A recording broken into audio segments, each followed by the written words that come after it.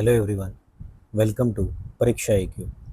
परीक्षा AQ के इस वीडियो में आप देख रहे हैं आरआरबी एएलपी टेक्नीशियन के 2018 में हुए एग्ज़ाम के केमिस्ट्री के प्रीवियस ईयर क्वेश्चन के सॉल्यूशंस। और ये वीडियो दो पार्ट्स में डिवाइडेड रहेगी। टोटल क्योंकि 30 शिफ्ट्स हुई थी, तो इस वीडियो में फर्स्ट 15 शिफ्ट्स के केमिस्ट्री पोर्शन के सभी सॉल्यूशंस को डिस्कस करा गया है। और इस वीडियो से आपको ये जानने में बहुत मदद मिलेगी कि किस लेवल के क्वेश्चंस एग्ज़ाम्स में आरआरबी एएलपी के या टेक्नीशियन में वो पूछ रहा है, और उससे आपको 2024 में जो ये एग्ज़ाम होने वाले हैं उनमें बहुत ज़्यादा हेल्प मिलेगी। और क्योंकि अब वैकेंसीज़ बढ़ चुकी हैं, सो आई थिंक आपको और ज़्यादा बकअप करना चाहिए और ख़ुद को मोटिवेट करना चाहिए, ताकि इस तरह के क्वेश्चंस एग्ज़ाम्स में पूछे जा सकते हैं और उसी से ओरिएंटेड आप प्रिपरेशन अपनी कंटिन्यू रखें। और अगर ये वीडियो आपको पसंद आए तो please like and share my channel and subscribe to Pariksha IQ, ताकि और भी इस तरह की वीडियोस, इस तरह की क्वालिटी वीडियोस आपके सामने मैं प्रस्तुत करता रहूं।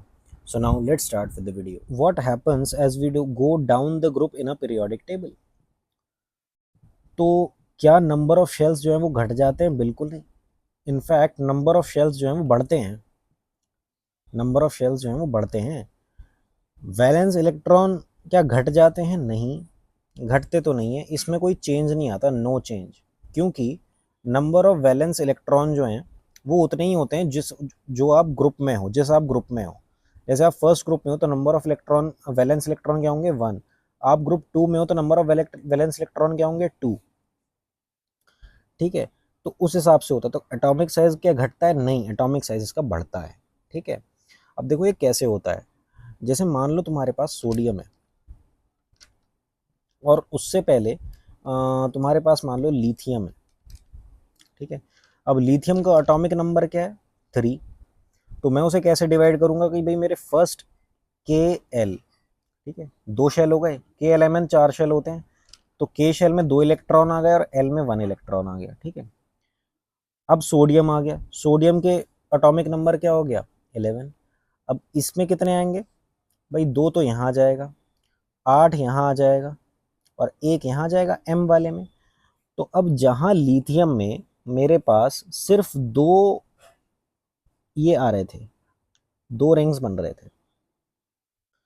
ठीक है, K और L, तो K में 2 थे और L में 1 था।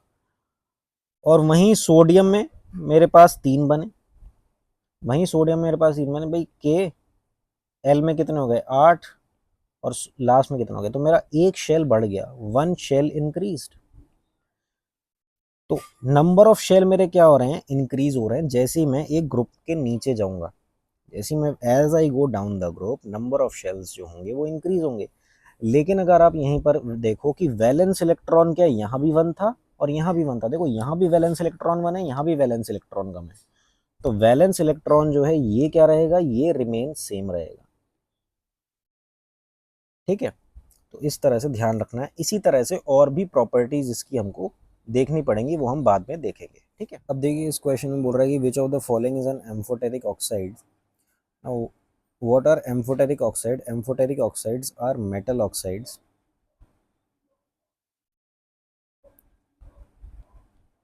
जो एसिड के साथ भी रिएक्ट करते हैं और बेस के साथ भी रिएक्ट करते हैं to form salt and water. ठीक है, तो ये ऐसे ऑक्साइड्स हैं। फॉर एग्जाम्पल Al2O3 हो गया, तो ये आपका एसिडिक नेचर भी दिखाएगा और ये बेसिक नेचर भी दिखाएगा। ठीक है, तो कौन कौन से जो हैं वो एम्फोटेरिक ऑक्साइड होते हैं? एल्यूमिनियम, जिंक और लेड। इनके जो ऑक्साइड होते हैं वो होते हैं एम्फोटेरिक ऑक्साइड।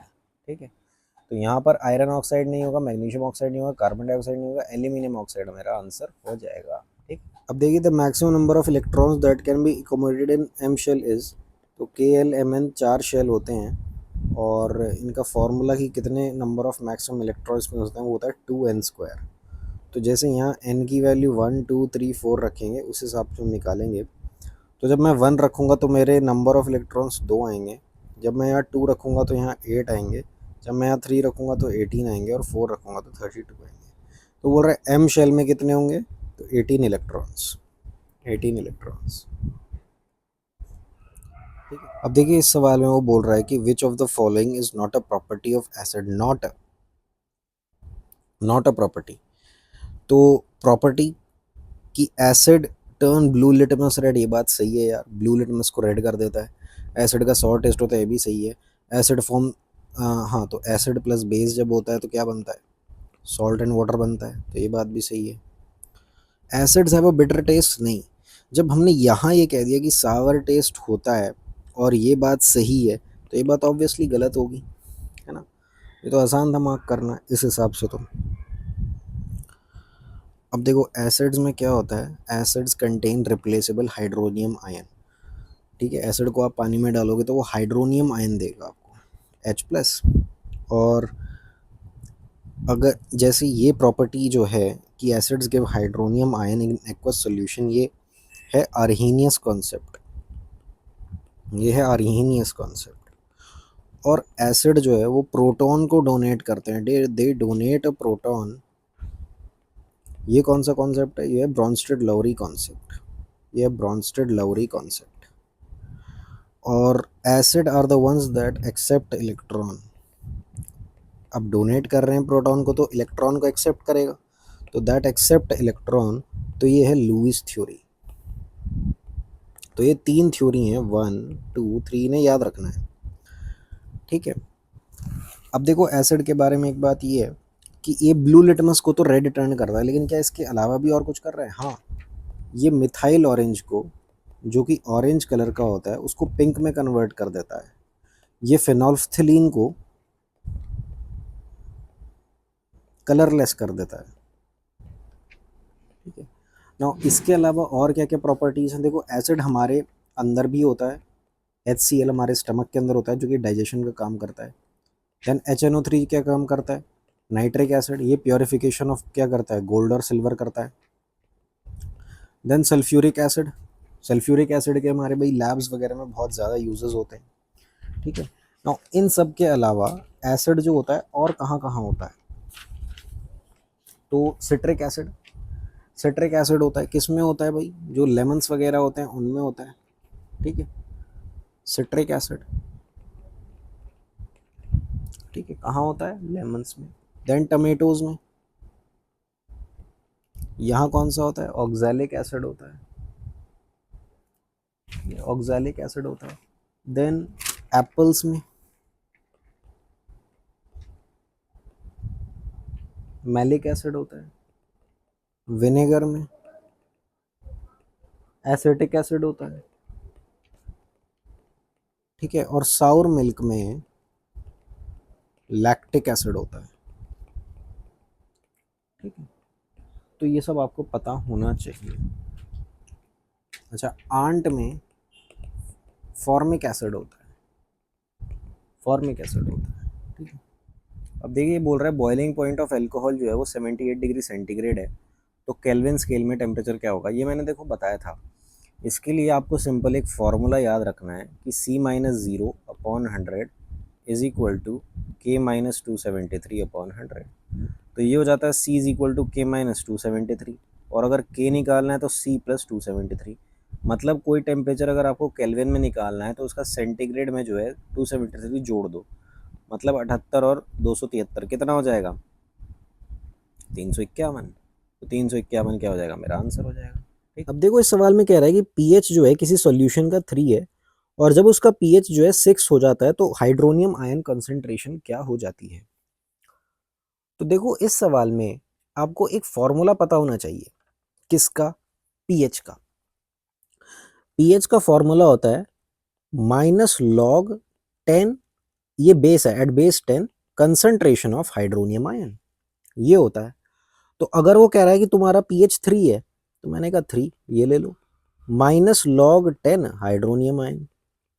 अब आप माइनस इधर ले जाओ तो -3 is equal to log 10 hydronium ion. अब देखो इसके बाद क्या करें, तो तुम्हें एक प्रॉपर्टी लॉग की पता होनी चाहिए, क्या, कि अगर y is equal to log at base 10x है, ठीक है, तो x की वैल्यू क्या हो जाएगी, 10 की पावर y हो जाएगी, 10 की पावर y हो जाएगी। तो ठीक उसी तरह अगर मेरे को ये बोल रहा है कि हाइड्रोनियम आयन निकालने हैं तो ये 10 की पावर -3 हो जाएंगे। अब ये तो हो गया पहला। उसके बाद वो कह रहा है कि अगर pH जो है वो 6 में चेंज हो गया तो pH अब क्या हो गया 6 minus log 10 hydronium ion concentration, तो 6 माइनस फिर इधर चला गया, तो अब हाइड्रोनियम आयन की जो कंसंट्रेशन होगी वो क्या हो जाएगी 10 रेज टू द पावर -6। तो 10 रेज टू द पावर -3 से 10 रेज टू द पावर -6 हो गया, तो कितना घट गया, 1000 गुना घट गया, तो डिक्रीजेज 1000 टाइम्स। ठीक है, डिक्रीजेज 1, यही बात सही होगी, क्योंकि इसमें देखो लॉग का चक्कर है, ये लॉग वाला फॉर्मूला मेथड आपको समझना पड़ेगा, तभी ये सवाल हो सकता है, वरना नहीं हो सकता।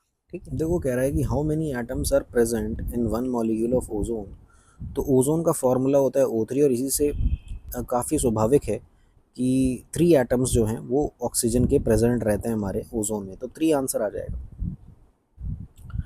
नो अमाउंट ऑफ, अब ये जो ओजोन है ये कहाँ पर पाई जाती है, तो ये पाई जाती है हमारे स्ट्रेटोस्फेयर में, अर्थ के स्ट्रेटोस्फेयर में।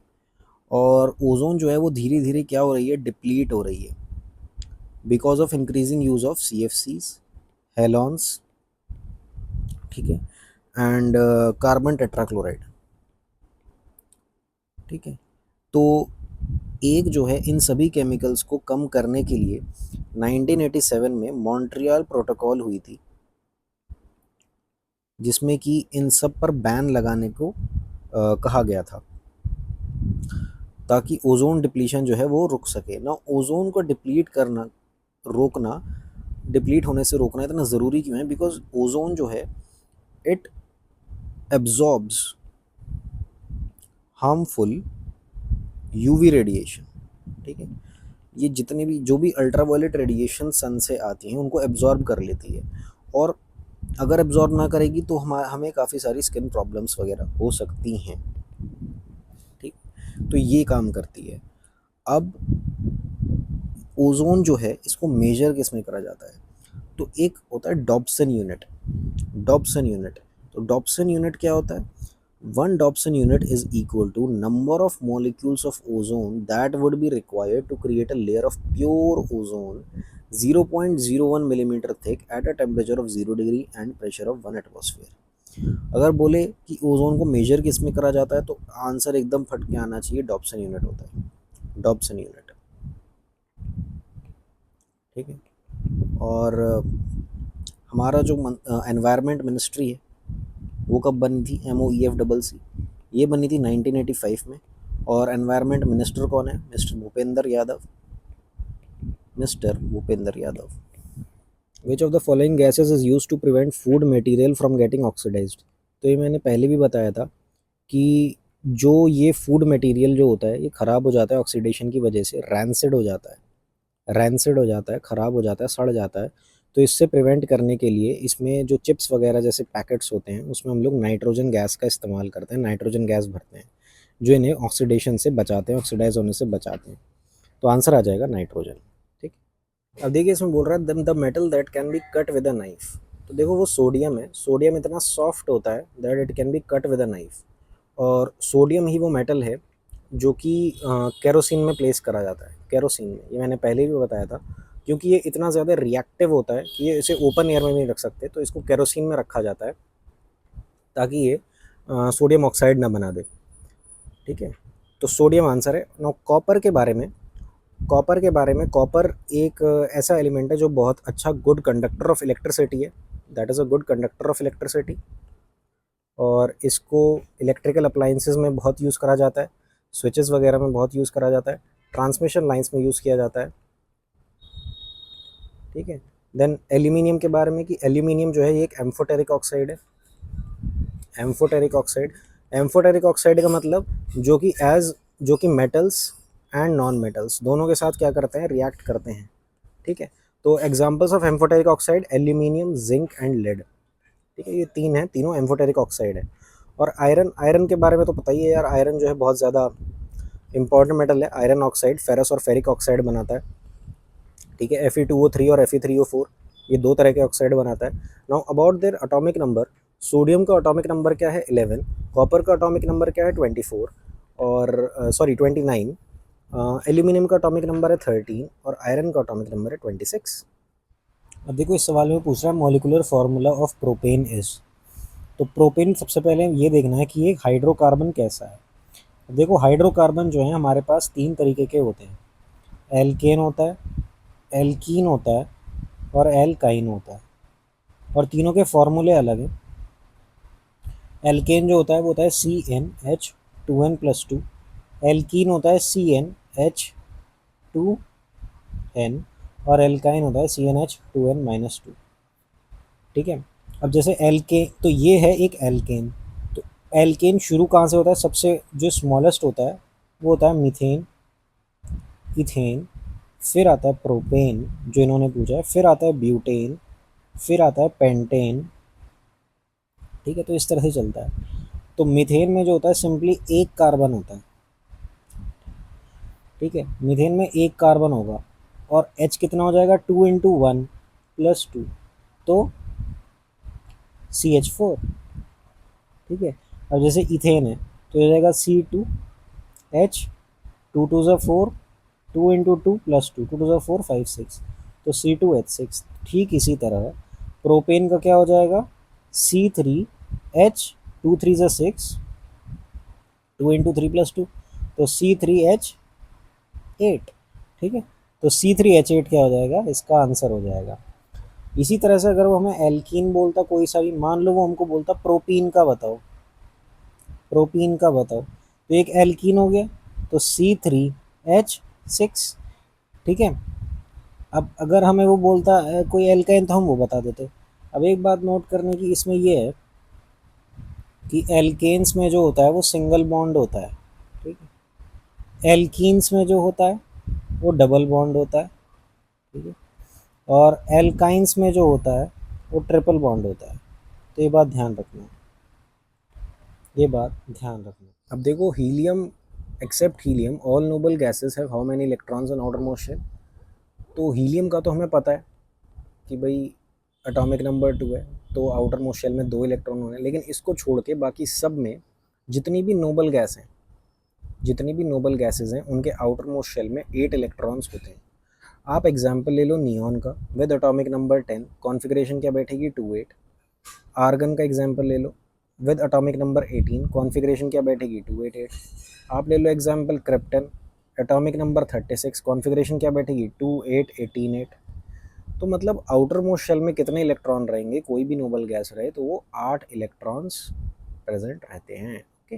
देखो इसमें कह रहा है कि अगर मेटल ए डिस्प्लेस कर रहा है मेटल बी को फ्रॉम इट सॉल्यूशन, तो डेफिनेटली मेटल ए जो होगा वो ज़्यादा रिएक्टिव होगा, तभी वो कर पा रहा है।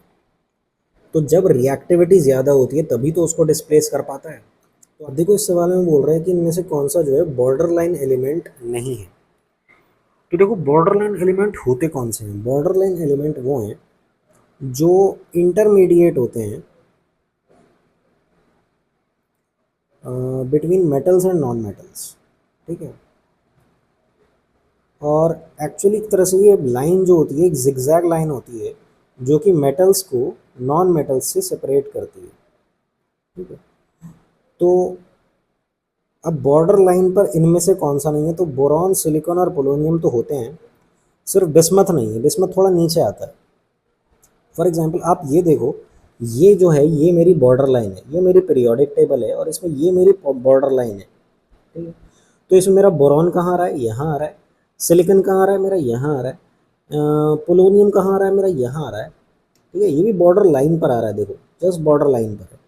लेकिन मेरा बिस्मथ जो है ये बॉर्डर लाइन पर नहीं है, तो आंसर उसका क्या हो जाएगा, बिस्मथ हो जाएगा। ठीक है, तो please try to remember the periodic table as much as you can. अब देखो इस सवाल में बोल रहा है which of the following triad represents Dobereiner triad. तो डॉबर्नियर ने क्या कहा था कि अगर एलिमेंट्स को हम लोग इंक्रीजिंग एटॉमिक मास में अरेंज करते हैं, ठीक है, तो उसने 3 ट्रायड बनाए थे। उसमें उसने कहा था कि बीच वाले एलिमेंट का जो एटॉमिक मास है वो एवरेज होगा, will be the average of its adjacent elements adjacent elements atomic mass. ठीक है, जैसे लिथियम सोडियम पोटेशियम है। ठीक है, तो ये 7 है, ये 39 है। ठीक है, तो ये इसका वो क्या आया था 23। और आप वैसे करके देख लो तो ये 46 आएगा, 46 का हाफ क्या आ जाएगा 23। तो एवरेज वही बैठ रहा है। और इनकी केमिकल प्रॉपर्टीज़ क्या थी, सेम थी, सेम केमिकल प्रॉपर्टीज़ थी।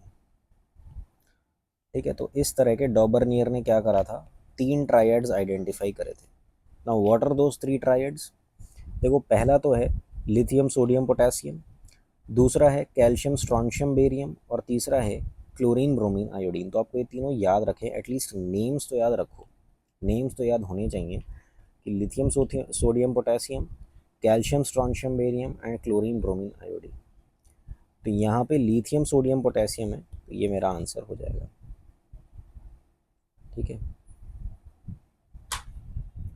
अब देखिए इस क्वेश्चन में बोल रहा है कि which of the following is not the properties of an ionic compound. तो सबसे पहले आयनिक कंपाउंड होता क्या है?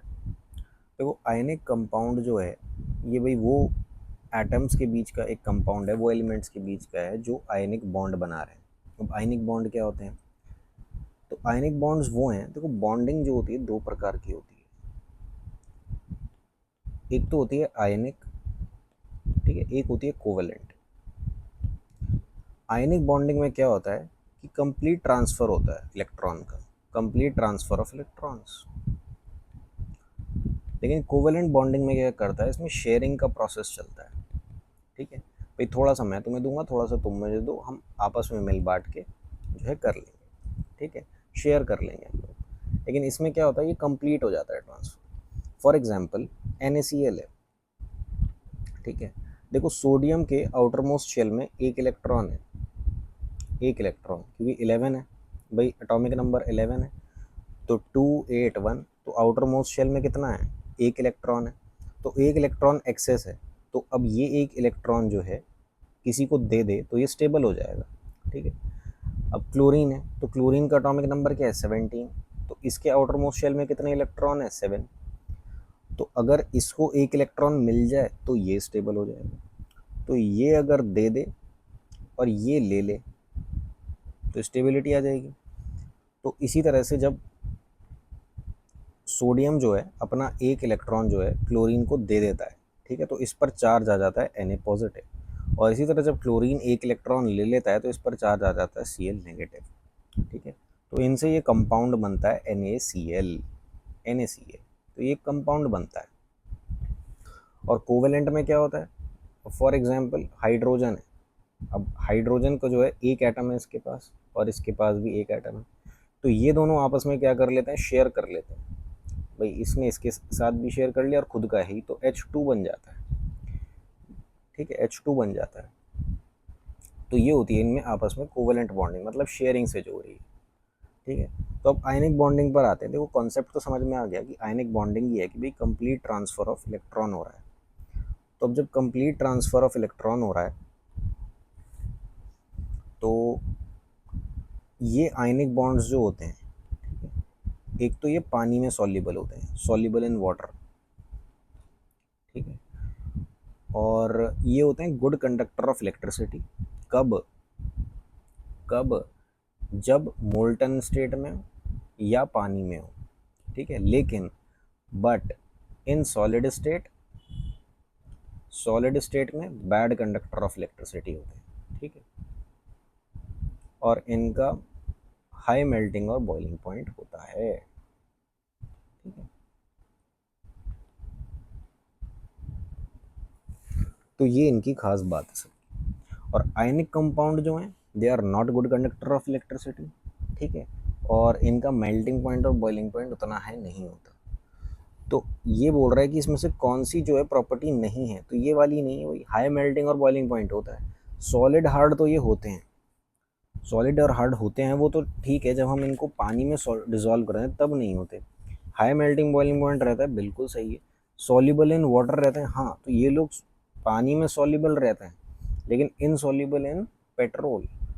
पेट्रोल या फिर कह लो non polar solvent, non polar solvent. अगर यहाँ पेट्रोल की जगह होता बेंजीन तो उसमें भी इनसॉल्युबल रहता है।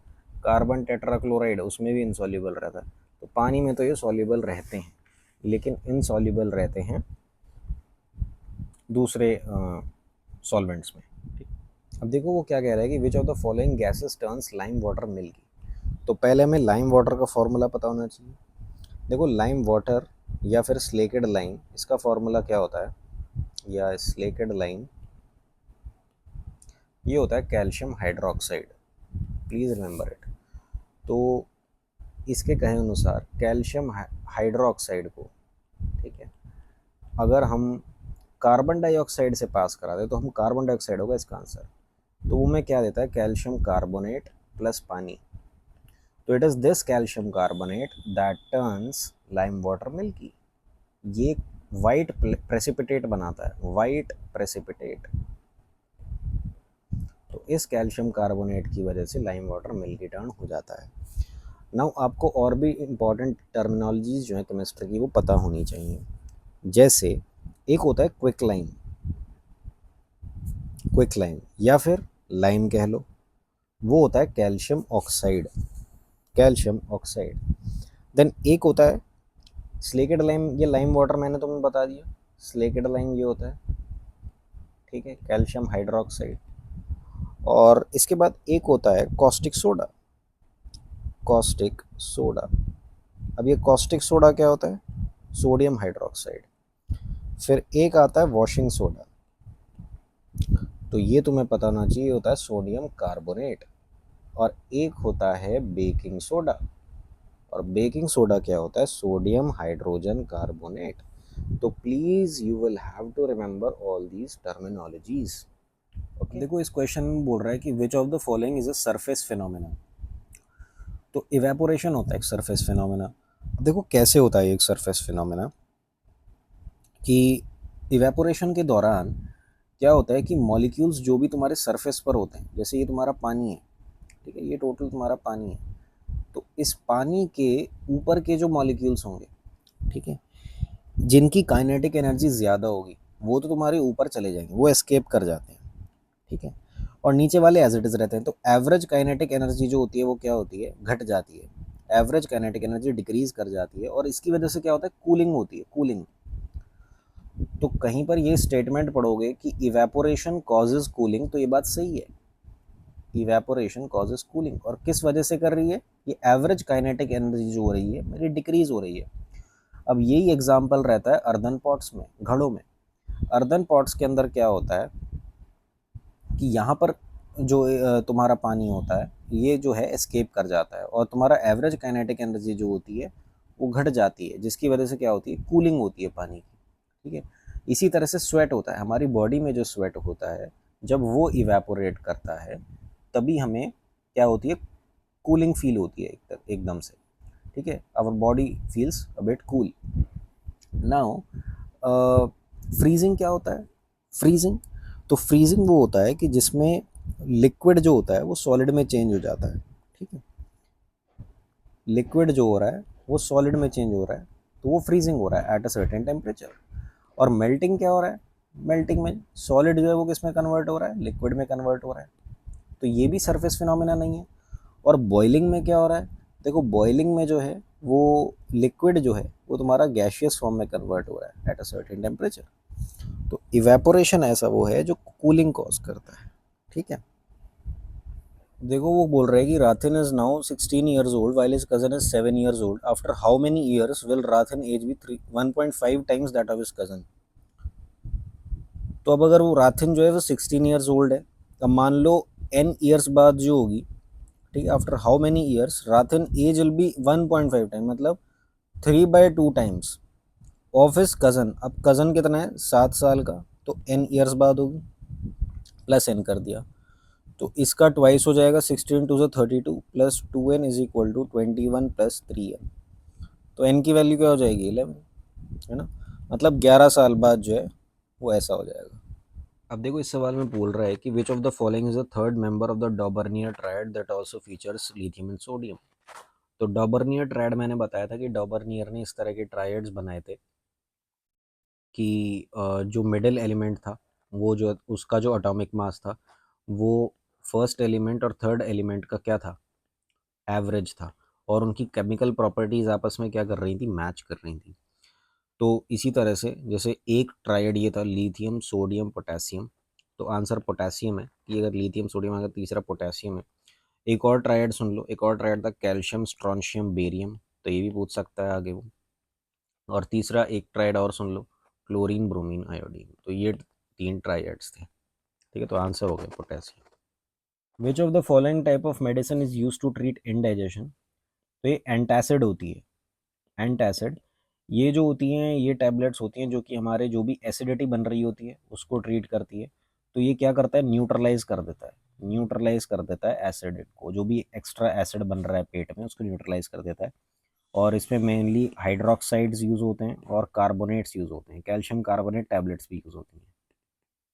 ठीक है, हमने पढ़ा है ना acid plus base is equal to salt and water, तो ये basic type, basic in nature होता है, तो इसलिए इस एसिड को न्यूट्रलाइज कर देता है। अब देखो बोल रहा है कि एक एट 6% सिंपल इंटरेस्ट पर an sum of money became 834 से साढ़े छः साल, तो सम कितना इन्वेस्ट किया। तो इस केस में जो सिंपल इंटरेस्ट का फॉर्मूला होता है कि amount is equal to principal into 1 + RT/100, ये फॉर्मूला रहता है।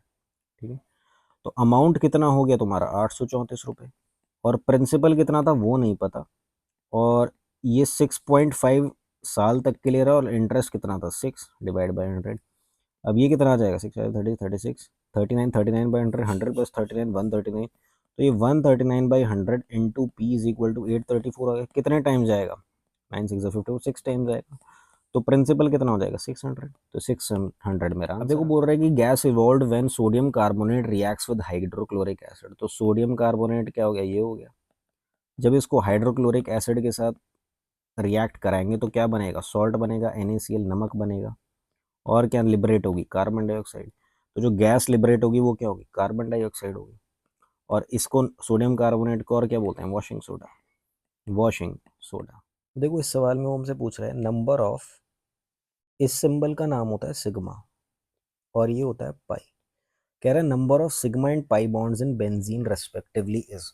अब ये सिग्मा पाई क्या होता है और इसको निकालते कैसे हैं। तो देखो हमारे पास जो होते हैं हाइड्रोकार्बन्स होते हैं, ठीक है।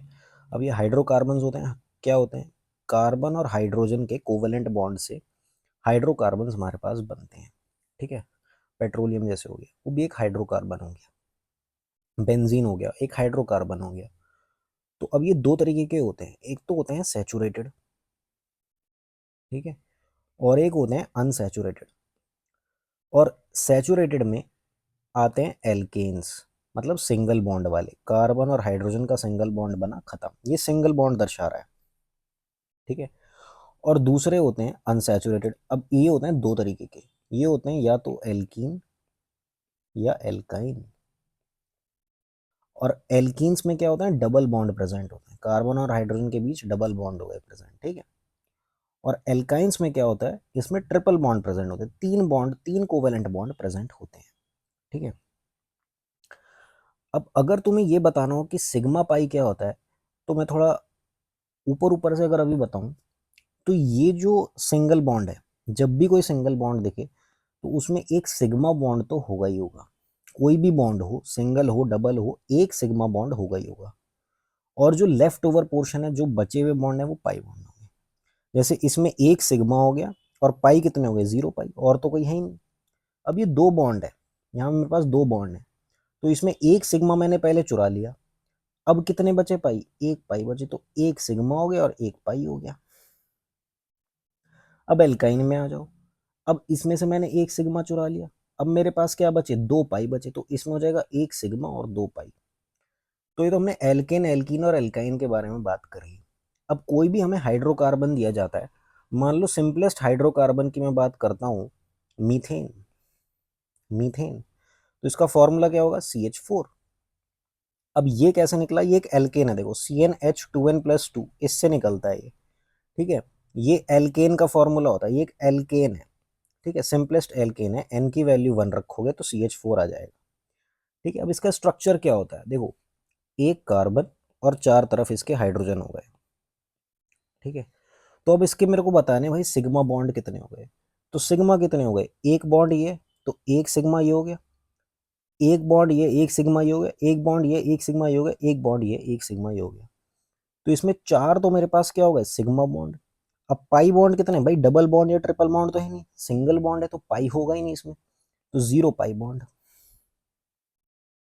ठीक है। ठीक इसी तरह से अगर मेरे पास कोई एल्कीन आता है, ठीक है, मान लो मैं ये कहता हूं कि C2H2 है, ठीक है, C2H2 है, मतलब मेरे पास ये क्या है, इथीन है, इसको इथीन बोलते हैं, ठीक है। तो इसमें डबल बॉन्ड आ रहे हैं इथीन में, तो ये डबल बॉन्ड आ गए C2 और H, सॉरी ये 4 होगा, ये C2H4 होगा, क्योंकि CnH2n होता है, एल्कीन जो होता है, ये एक एल्कीन है, तो इसमें डबल बॉन्ड आएगा। तो बस में H4 आ रहा है, तो चार हाइड्रोजन इस तरह से जुड़ेंगे, ठीक है। तो अब तुम्हें इसमें बताना है कितने सिग्मा और कितने पाई है। तो भाई साहब एक सिग्मा तो मेरे पास यहाँ आ जाए, यहाँ से आ जाएगा, क्योंकि मैंने बताया था कि भाई डबल बॉन्ड में तुम एक सिग्मा चुरा लो बस। तो एक सिग्मा तो मेरा यहाँ आ गया, एक सिग्मा मेरा यहाँ आ गया, एक सिग्मा यहाँ आ गया, एक सिग्मा यहाँ आ गया, एक सिग्मा यहाँ आ गया, ठीक है। तो कितने सिग्मा हो गए तुम्हारे पास, पांच सिग्मा हो गए। और पाई कितना हो गया, एक पाई बचा, यहाँ एक पाई हुआ, ये वाला बॉन्ड एक मैंने पाई कह दिया, ठीक है। तो अब इस सब को देखते हुए हम बताएंगे कि यार ये जो बेंजीन पूछा है इसमें क्या होगा। तो सबसे पहले तुम्हें ये पता होना चाहिए कि यार बेंजीन का फॉर्मूला क्या होता है। देखो बेंजीन होता है C6H6, छह हाइड्रोजन होते हैं और छह, सॉरी छह कार्बन होते हैं, ठीक है। तो इसका स्ट्रक्चर देखो कुछ ऐसे बनता है, वैसे तो ये होता है, एक हेक्सागोनल शेप होती है बेंजीन की, और डबल बॉन्ड्स होते हैं बीच में, ठीक है, इस तरह का होता है, तीन डबल बॉन्ड बन जाते हैं। लेकिन अब तुम्हें ये देखना है कि इसका थोड़ा खोल के मैं बताता हूँ स्ट्रक्चर, ठीक है। तो खोल के कैसे बनेगा, देखो carbon carbon carbon carbon carbon carbon, हर जगह यहाँ कार्बन लगा दो, ठीक है, यही बेंजीन का स्ट्रक्चर है। तो यहाँ पर सिंगल बॉन्ड बन जाएंगे, ठीक है। अब छह हाइड्रोजन लगाने हैं, तो इसके साथ एक हाइड्रोजन ये लग गया, एक हाइड्रोजन यहाँ लग गया, एक हाइड्रोजन यहाँ लग गया, एक हाइड्रोजन यहाँ लग गया, एक हाइड्रोजन यहाँ लग गया, एक हाइड्रोजन यहाँ लग गया, छह हाइड्रोजन हो गए, ठीक है। इसको मैं हटा देता हूँ, तो ये छह हाइड्रोजन लग गए। अब इसमें जो है ये डबल बॉन्ड आ गया, फिर एक छोड़ के ये डबल बॉन्ड आ गया, फिर एक छोड़ के ये डबल बॉन्ड आ गया। अब ये तुम्हारा बेंजीन का स्ट्रक्चर है, इसमें तुम्हें बताना है नंबर ऑफ सिग्मा पाई कितने हैं।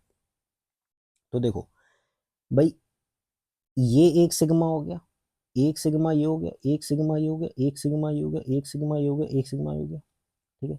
एक तो ये हाइड्रोजन वाले सिग्मा हो गए, फिर एक डबल बॉन्ड वाले सिग्मा हो जाएंगे, एक सिग्मा मेरा यहाँ बन जाएगा इस डबल बॉन्ड पे, एक सिग्मा इस डबल बॉन्ड से चुरा लूँ, एक सिग्मा इस डबल बॉन्ड से चुरा लूँ, ठीक है। और फिर ये कार्बन वाले सिग्मा हो गए, भाई एक ये सिग्मा हो गया, एक सिग्मा यहाँ भी आ गया, एक सिग्मा यहाँ, तो टोटल मिला के कितना सिग्मा हो गया मेरा, ये सब मिला के हो गया मेरे 12 सिग्मा। और डबल बॉन्ड से कितना हो जाएगा भाई, जितने डबल बॉन्ड उतने तुम्हारे पाई, एक सिग्मा मैंने चुराया तो मेरे कितने पास, एक पाई मेरा यहाँ बचा, एक सिग्मा यहाँ चुराया था, एक पाई मेरे पास यहाँ बचा, एक सिग्मा यहाँ से चुराया था, एक पाई यहाँ बचा, तो कितने पाई हो गए, तीन पाई। तो 12 सिग्मा और तीन पाई बॉन्ड, तो ये आंसर आ जाएगा। तो I hope you would have understand this कि किस तरह से हमने सिग्मा और पाई कैलकुलेट करें। तो पहले स्ट्रक्चर बना लो, उसके बाद कैलकुलेट करना बहुत आसान हो जाएगा। देखो इसे एक बार और बता देता हूँ, पहले छः ये बना लो, एक दो तीन चार पाँच और छः, ये तुम्हारा बेंजीन का स्ट्रक्चर बन गया। अब हर एक कार्बन के साथ एक हाइड्रोजन अटैच है, ठीक है, ये हाइड्रोजन अटैच, ये हाइड्रोजन अटैच, ये हाइड्रोजन अटैच, और ऑल्टरनेटली डबल बॉन्ड प्रेजेंट है, ठीक है। तो सिग्मा निकालने हैं पहले, तो एक सिग्मा तुम्हारा यहाँ हो गया, एक सिग्मा इसके साथ हो गया, एक सिग्मा इसके साथ हो गया, एक सिग्मा इसके साथ हो गया, एक सिग्मा इसके साथ, एक सिग्मा इसके साथ, देन एक सिग्मा कार्बन कार्बन के साथ, एक सिग्मा इस कार्बन कार्बन से, एक सिग्मा इस कार्बन कार्बन के साथ। अब ये डबल बॉन्ड है, तो एक मैं यहाँ से सिग्मा चुरा लूंगा, एक सिग्मा ये हो गया, एक सिग्मा इसका हो गया, एक सिग्मा इसका हो गया, तो टोटल नंबर ऑफ सिग्मा कितने हो गए, 1 2 3 4 5 6 7 8 9 10 11 12।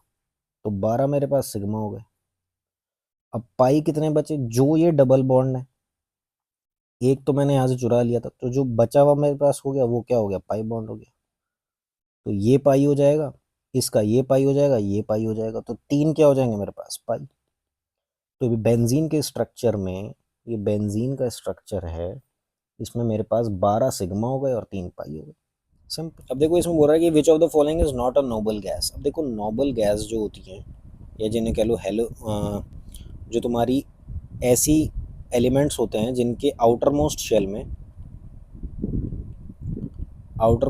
में 8 इलेक्ट्रॉन्स मौजूद होते हैं, और जो स्टेबल होती हैं, बहुत ज़्यादा स्टेबल होती हैं, तो ये सारी, ये तीनों जो हैं नोबल गैस हैं। सिर्फ नोबल गैस नहीं है तो वो हाइड्रोजन नहीं है, हाइड्रोजन नहीं है। और भाई रेडॉन हो गया, जिनॉन हो गया, क्रिप्टन हो गया, है ना, ये सभी जो हैं नोबल गैस। अब देखो ये सवाल है, इसमें बोल रहे हैं कि action of dry HCl gas on dry litmus paper क्या होगा। अब देखो अगर इस तरह का सवाल है तो इसको ध्यान से देखो कि इस पे कोई फ़र्क नहीं पड़ता। अगर नॉर्मल होता, मतलब मान लो HCl एसिड होता, तो वो क्या काम करता, ब्लू लिटमस पेपर को किस में कन्वर्ट कर देता, रेड में कन्वर्ट कर देता। ठीक है, ये होता। लेकिन इसमें क्या है, ये गैस है, ड्राई HCl गैस है, मॉइस्चर नहीं है, तो इसमें कोई फर्क नहीं पड़ता। ठीक है, जो जैसा है वो वैसा रहता है। ठीक है, तो आंसर आएगा नो चेंज इन कलर, कोई चेंज नहीं होगा। ठीक है। अब देखो वो कह रहा है कि in modern periodic table elements are arranged in, तो हमको पता है कि मॉडर्न पीरियोडिक टेबल में एलिमेंट्स जो हैं वो इंक्रीजिंग एटॉमिक नंबर के हिसाब से लगे हुए होते हैं, तो ये आंसर हो जाएगा। पहले जो टेबल थी, पुरानी जो टेबल्स थी मेंडली वगैरह की, उनमें एटॉमिक, इंक्रीजिंग एटॉमिक मास के हिसाब से अरेंजमेंट रहता था। बट अब जो मॉडर्न है पीरियोडिक टेबल है, उसमें इंक्रीजिंग एटॉमिक नंबर के हिसाब से रहता है। तो ये हमारी पीरियोडिक टेबल है, इसमें 4 तो ब्लॉक्स होते हैं, this is the S block, this is the P block, this is the D block and this is the F block of the lanthanide and the actinide series. तो अगर आपको chemistry के question solve करने हैं maximum, तो please learn this periodic table by heart, क्योंकि यहाँ से बहुत सारे सवाल रेलवे के एग्जाम्स में बनते हैं। ठीक है, प्लीज़ रिमेंबर इट। देखो इसमें बोल रहा है कि which of the following causes damages to bridges, iron railings and all the objects made of metals. तो कोरोजन होता है यार, कोरोजन जिसको हम लोग बोलते हैं रस्टिंग भी, ये डैमेज कर देता है। आयरन से बनी रेलिंग्स को, इन को डैमेज करता है, आयरन से बने हुए अलग अलग ऑब्जेक्ट्स को, उनको डैमेज करता है। तो रस्टिंग से बचने के लिए हम लोग बहुत से प्रोसेसेस फॉलो करते हैं। इससे रिलेटेड सवाल भी पूछा जा सकता है। जैसे एक होता है गैल्वेनाइजेशन। ये गैल्वेनाइजेशन क्या होता है, इसमें कोटिंग होती है किसकी, जिंक की। ठीक है, आयरन के ऊपर। तो वो क्या करता है, वो तुम्हें वो रस्टिंग से बचाता है। ठीक है, जिंक की कोटिंग होती है। एक होता है ग्रीजिंग, भाई ग्रीज लगाते हैं। ठीक है, सिंपल, सबको पता ही होगा। फिर एक होती है ऑयलिंग, ऑयलिंग करते हैं, इससे भी जो है कोरोजन प्रिवेंट होता है, कोरोजन नहीं होता है। एक होता है एनोडाइजिंग। देखो एनोडाइजिंग क्या होता है, ये एक इलेक्ट्रोलिटिक प्रोसेस होता है, इलेक्ट्रोलिटिक प्रोसेस होता है, जिससे हम लोग क्या करते हैं, ऑक्साइड की जो लेयर होती है उसको थिक कर देते हैं। ठीक है, ऑक्साइड लेयर जो होती है अराउंड द मेटल, ठीक है, उसको थिक कर देते हैं, जिससे क्या होता है, कोरोजन नहीं होता, कोरोजन नहीं होता। तो ये सारे कुछ प्रोसेस हैं जो हम इस्तेमाल करते हैं टू प्रिवेंट रस्टिंग या कोरोजन। अब देखो इस सवाल में बोल रहा है कि which of the following compounds has a double bond. हमने पहले भी देखा था कि 3 तरह के होते हैं हाइड्रोकार्बन्स। ठीक है, एक तो होता है एल्केन, एक होता है एल्कीन,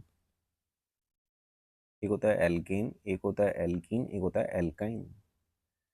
तो ये होता है सिंगल बॉन्ड, और इसका होता है डबल बॉन्ड, और इसका होता है ट्रिपल बॉन्ड।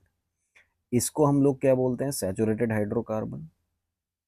ठीक है, और इन दोनों को हम लोग बोलते हैं अनसैचुरेटेड हाइड्रोकार्बन्स। ठीक है, तो इथेन जो है फॉर्मूला क्या हो गया, C2H6, CnH2n+2 होता है ना। एसिटिलीन क्या हो गया, acetylene is nothing but ethyne, alkyne होता है, एल्काइन, एल्काइन एसिटिलीन। एसिटिलीन जो होता है वो इथाइन, इथाइन को एसिटिलीन बोलते हैं। तो इसका फॉर्मूला क्या होता है, C2H2। और मीथेन क्या होता है, CH4। और इथीन क्या होता है, C2H4। अब वो बोल रहा है कि किस में डबल बॉन्ड है। तो यार ये जो ईन वाले होते हैं ना, ईन, ENE, इनमें ही होता है डबल बॉन्ड, तो इसमें होगा डबल बॉन्ड। ठीक है, इस तरह का स्ट्रक्चर इसका बनेगा। ठीक है, और एक मैंने चीज़ और बताई थी सिग्मा और पाई के बारे में। तो इसमें सिग्मा बॉन्ड कितने हैं, 1 2 3 4 5, एक यहाँ से लिया जाता है, तो 5 तो इसमें सिग्मा बॉन्ड है, और एक क्या है इसमें, पाई बॉन्ड है। ठीक है, ये भी ध्यान रखना।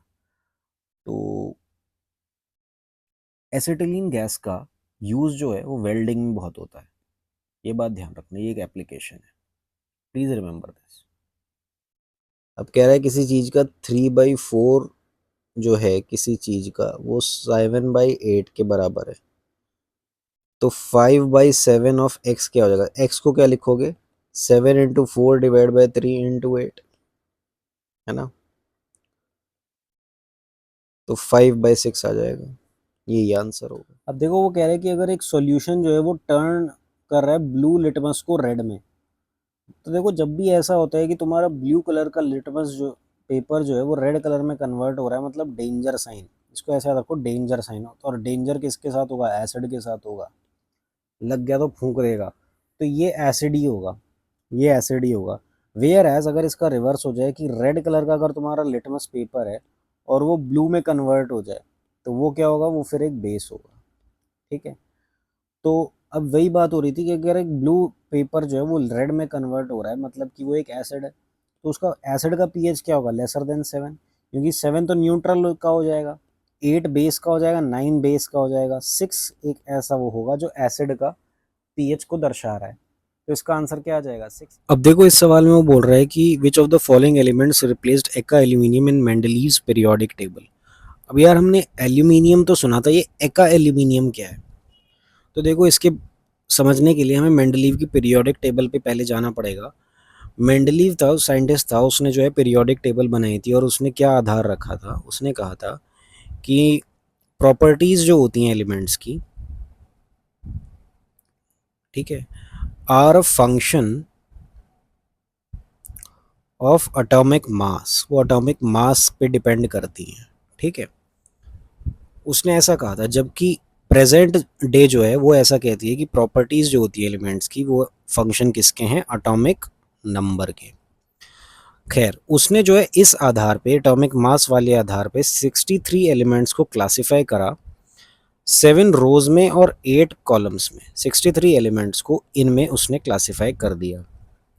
अच्छा, और जब उसने क्लासिफाई करा, लेकिन उस समय कुछ एलिमेंट्स ऐसे थे जो डिस्कवर नहीं हुए थे, तो उसने जो है उन एलिमेंट्स का नाम, जो डिस्कवर्ड हुए एलिमेंट्स थे उन्हीं से रख दिया था। उसने ये कहा था कि जब भविष्य में ये एलिमेंट्स डिस्कवर होंगे तो इनको पीरियोडिक टेबल में यहाँ पर प्लेस किया जाएगा। फॉर एग्जाम्पल, जैसे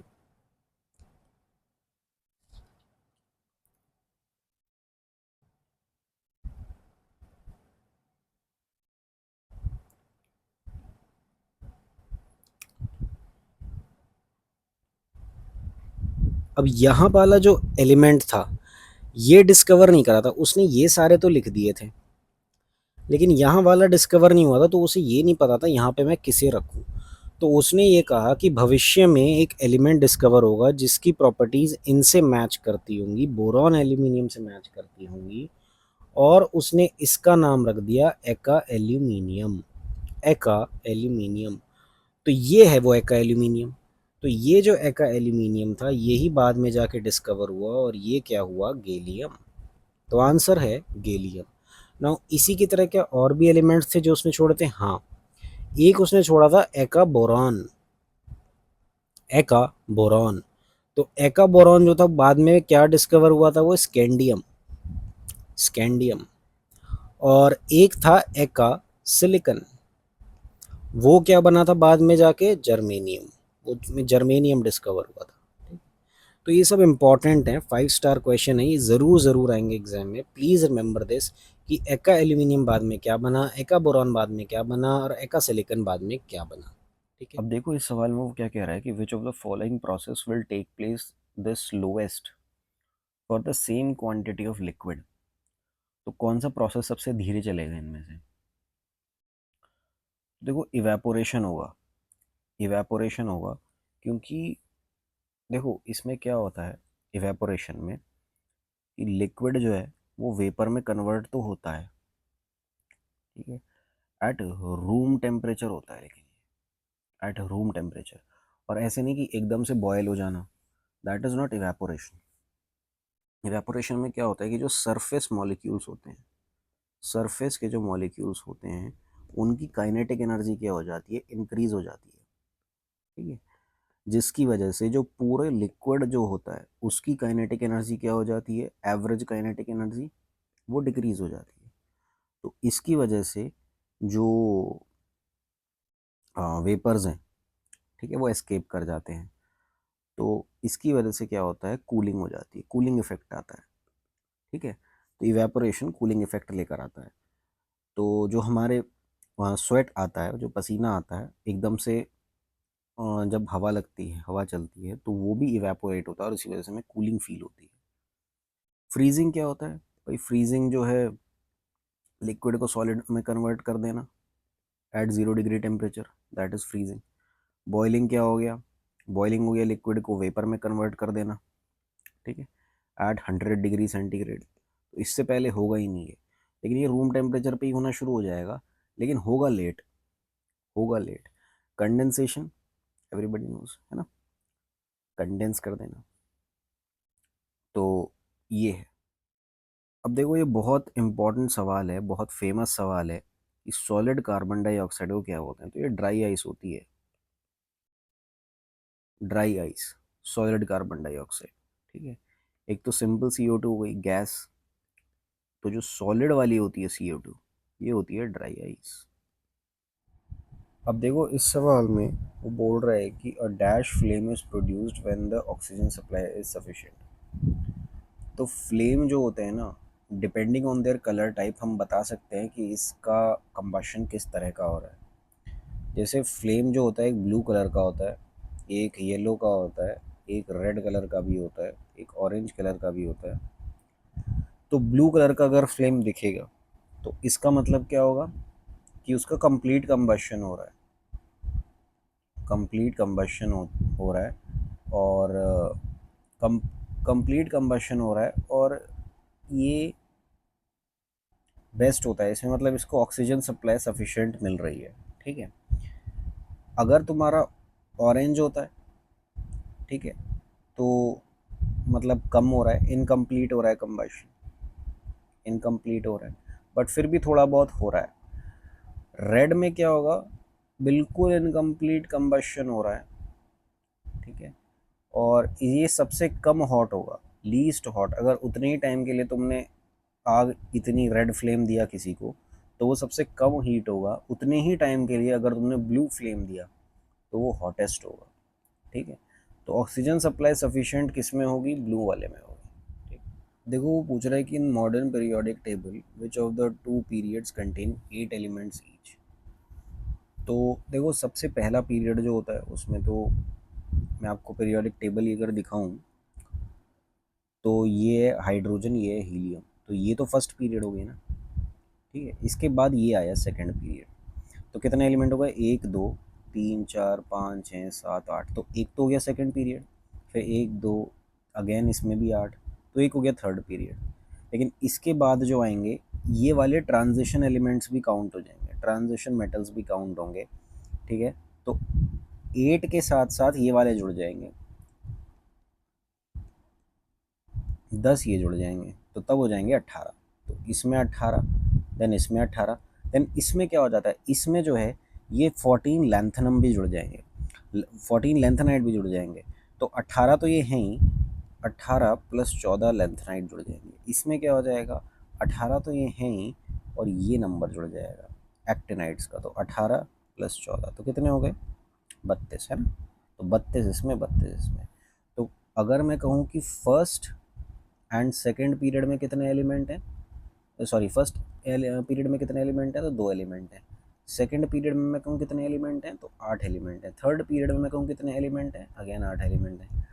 फोर्थ, फिफ्थ, इन दोनों में कितने एलिमेंट है, तो बराबर 18 एलिमेंट है। देन सिक्स्थ और सेवन्थ में कितने हैं, देन इनमें बराबर बराबर हैं 32 एलिमेंट है। ठीक है। और अगर पूछे कि खाली लेंथेनाइड में कितने हैं, तो 14 लेंथेनाइड में और 14 एक्टिनाइड में। ठीक है, तो ये इंपॉर्टेंट है। तो इस एक ही प्रश्न से हमने पूरे और भी जो प्रश्न पूछे जा सकते हैं उनका पता लगा लिया। ठीक है, वेरी इंपॉर्टेंट। तो इसका आंसर क्या आ जाएगा, 2 एंड 3। ठीक है, वो बोलता है 18 एलिमेंट्स, तो 4 एंड 5। वो बोलता 32 एलिमेंट्स, तो 6 एंड 7। ठीक है, प्लीज़ रिमेंबर। अब देखो इस सवाल में बोल रहा है कि non metallic oxides are usually, तो नॉन मेटालिक ऑक्साइड्स जो होते हैं वो एसिडिक होते हैं। For example sulphur oxide, sulphur trioxide, carbon dioxide, है ना, ये सारे क्या हैं, ये नॉन मेटालिक ऑक्साइड्स हैं और एसिडिक ऑक्साइड्स हैं। देन बेसिस जो होते हैं ये क्या होते हैं, ये बेसिक ये मेटल ऑक्साइड्स होंगे। जैसे मेटल जो हैं, जैसे K2O, Na2O, ठीक है, MgO, ये सारे बेसिक ऑक्साइड हैं। कॉपर ऑक्साइड, कैल्शियम ऑक्साइड, ये सब बेसिक ऑक्साइड्स हो गए। देन एक आती है थर्ड न्यूट्रल ऑक्साइड्स की कैटेगरी। न्यूट्रल ऑक्साइड्स कौन से हो गए, जैसे कार्बन मोनोऑक्साइड, वाटर, ये न्यूट्रल ऑक्साइड हो गए। देन एक आते हैं एम्फोटेरिक ऑक्साइड, जो कि एसिड और एसिडिक और बेसिक ऑक्साइड दोनों होते हैं, जैसे aluminium oxide, zinc oxide, lead oxide. तो please remember these examples also, वो आगे इन एग्जांपल्स से भी कुछ सवाल पूछ सकता है। ठीक है, देखो इस सवाल में बोल रहा है कि ये लॉ किस साइंटिस्ट ने स्टेट करा था कि properties of elements are the periodic function of their atomic masses. तो ये मेंडलीव ने कहा था सर, मेंडलीव ने, सबको पता है। और अभी जो मॉडर्न पीरियोडिक टेबल है उसमें किसके आधार पर है, एटॉमिक नंबर के आधार पर। ठीक है, और मेंडलीव ने एलिमेंट्स को जो क्लासीफाई करा था वो किसके आधार पर करा था, एटॉमिक मास के आधार पर। ठीक है, तो मेंडलीव आंसर है। अच्छा, न्यूलैंड ने क्या कहा था, न्यूलैंड का जो था वो था लॉ ऑफ ऑक्टेव्स, जो कि ये कहता था कि हर 8वें एलिमेंट की जो प्रॉपर्टी होगी वो फर्स्ट एलिमेंट से मिलती जुलती होगी। ठीक है, ये कहा था। देन मूजली के लॉ ने क्या कहा था, मूजली के, कि स्क्वायर रूट ऑफ फ्रीक्वेंसी, ठीक है, ऑफ द एमिटेड एक्सरे, मतलब जो भी एक्सरे एमिट हो रही है, ठीक है, उसकी फ्रीक्वेंसी का स्क्वायर रूट जो होगा वो एटॉमिक नंबर के बराबर होगा, प्रोपोर्शनल होगा, बराबर नहीं प्रोपोर्शनल होगा। ठीक है, और डॉबर्नियर क्या था, तो डॉबर्नियर का लॉ ऑफ ट्रायड था। इसका ये कहना था कि अगर 3 एलिमेंट्स को अरेंज करो तो जो बीच वाले का एटॉमिक, मतलब इन दोनों का एटॉमिक मास का सम जो होगा, ठीक है, वो इसके एवरेज के बराबर होगा, मतलब इसके बराबर होगा। ठीक है, और इन तीनों की फिजिकल और केमिकल प्रॉपर्टीज़ क्या होंगी, सेम होंगी। ठीक है, तो इसका आंसर क्या होगा, मेंडली। अब जैसे ये सवाल है कि पीएच ऑफ सॉल्यूशन जिसका हाइड्रोजन आयन कंसंट्रेशन ये है, इतने मोल पर लीटर है, तो वो क्या होगा।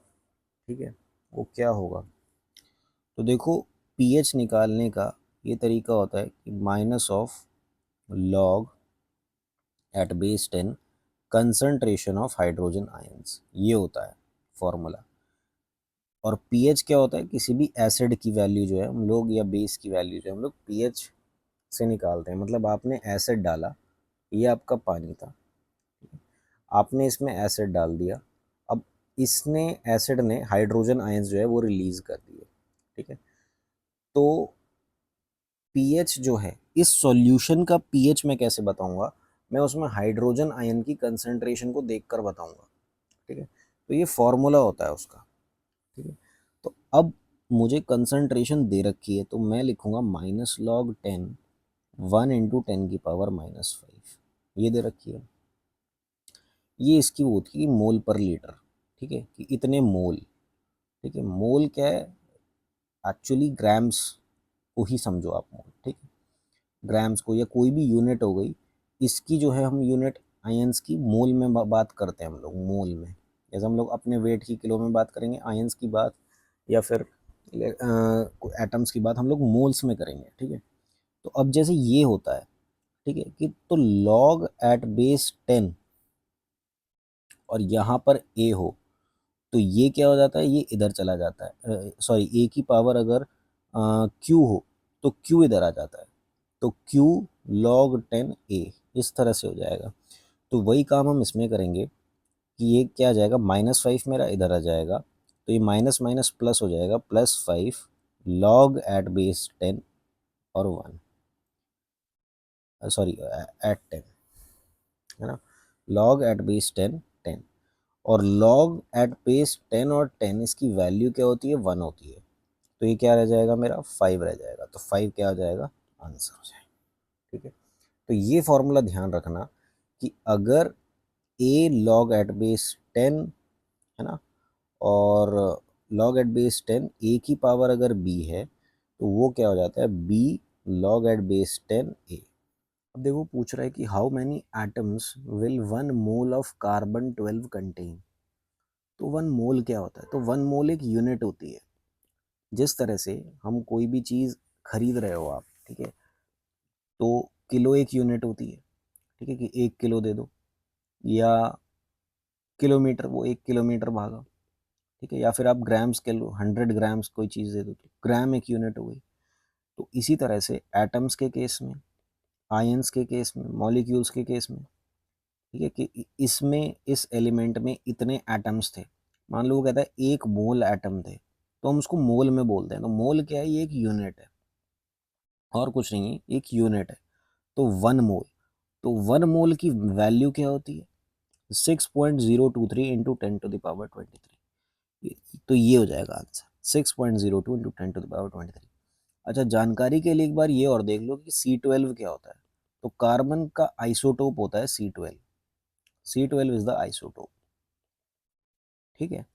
तो जब भी वो किसी चीज में कहे कि 1 मोल ऑफ एटम लिया, या 1 मोल ऑफ कार्बन लिया, या 1 मोल ऑफ सिलिकॉन लिया लिया, या 1 मोल ऑफ सोडियम लिया, तो 1 मोल एटम है, 1 मोल एटम है, इसका मतलब क्या हो गया कि 6.023 इंटू 10⁻23 इतने एटम्स हैं, ठीक है। तो ये ध्यान, अब कह रहा है कि 2 और more elements combine to form, तो एलिमेंट्स के कंबाइन होने से क्या बनता है भाई, कंपाउंड बनता है। 2 एलिमेंट्स हैं, ऑक्सीजन एक कंपाउंड हो गया, हाइड्रोजन एलिमेंट हो गया, हाइड्रोजन एक एलिमेंट हो गया of the from the periodic table, मिलके क्या बना दिया, पानी बना दिया। तो पानी क्या हो गया, एक कंपाउंड हो गया, ठीक है। तो एलिमेंट्स के मिलने से जो है एक कंपाउंड बनता है। अच्छा, मॉलिक्यूल किनके बनने से बनता है, किनके मिलने से, तो मॉलिक्यूल बनता है एटम्स के मिलने से, ठीक है, एटम्स के मिलने से। और मॉलिक्यूल के मिलने से क्या बन रहा है, कि अगर मॉलिक्यूल मिलेंगे आपस में तो बनेंगे एलिमेंट्स। तो ध्यान रखना कि सबसे पहले तो हो गया एटम्स, एटम्स के मिलने से क्या बन रहा है, मॉलिक्यूल, ठीक है, और मॉलिक्यूल के मिलने से क्या बन रहा है, एलिमेंट बन रहे हैं, और एलिमेंट्स के मिलने से क्या बन रहे हैं, कंपाउंड्स बन रहे हैं, ठीक। विच of the following is used for disinfecting drinking water. तो हम लोग ब्लीचिंग पाउडर, ब्लीच का यूज़ करते हैं। ब्लीच क्या होता है, CaOCl2, इसका हम लोग यूज़ करते हैं डिसइंफेक्ट करने के लिए वाटर का। देन बेकिंग पाउडर क्या होता है, सोडियम हाइड्रोजन कार्बोनेट, ठीक है। वॉशिंग सोडा क्या होता है, सोडियम कार्बोनेट। ये भी आपको पता होने चाहिए, इनसे काफ़ी सवाल बने। अब देखो ये सवाल है कि the first and third members of Dobereiner triad are phosphorus and antimony, तो सेकंड मेंबर क्या होगा, तो आर्सेनिक होता है भाई सेकंड मेंबर। फॉस्फोरस, आर्सेनिक और एंटीमनी, ये 3 हो जाते हैं। देखो डॉबर्नियर ट्रायड ने क्या कहा था, डॉबर्नियर ने कहा था कि भाई जो 2 एलिमेंट्स हैं उनके एटॉमिक मास का जो एवरेज होगा, वही मिडिल एलिमेंट जो है उसका जो एटॉमिक मास होगा उसके बराबर होगा। तो उसने ऐसे 53 एलिमेंट्स के बारे में बताया था, और उसने कितने ट्रायड बताए थे, तो 5 ट्रायड उसने बता दिए थे। जैसे lithium, sodium, potassium, calcium, strontium, barium, chlorine, bromine, iodine, sulphur, selenium, tellurium and iron, cobalt, nickel. तो ये पांचों के पांचों ट्राइएड्स आपको याद होने चाहिए, किसी में से भी वो सवाल पूछ सकता है। ठीक है। और ये वाला जो था फॉस्फोरस, आर्सेनिक और एंटीमनी, एक ही है। ठीक है। अब देखो इस सवाल में बोल रहा है कि chemical formula of propane is what. तो प्रोपेन सबसे पहले देखो ये क्या है, ये एक एल्केन है। ठीक है।